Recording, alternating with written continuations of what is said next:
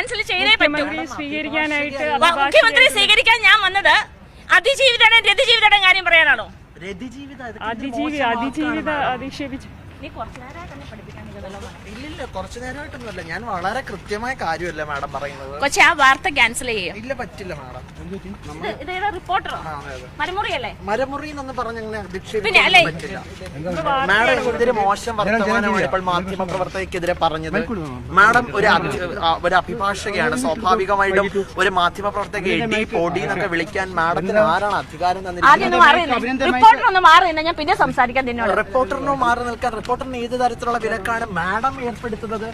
മാധ്യമ വിലക്ക് ഏർപ്പെടുത്താൻ അഭിഭാഷകയല്ലേ? ഇത് ഭയങ്കര കഷ്ടമായല്ലോ.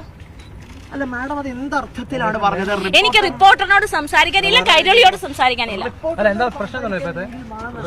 ഇവിടെ എന്നെ കുറിച്ച് അനാവശ്യമായ വാർത്തകൾ ഈ കൂടി സൃഷ്ടിക്കണ കണ്ടു. റിപ്പോർട്ടർമാർ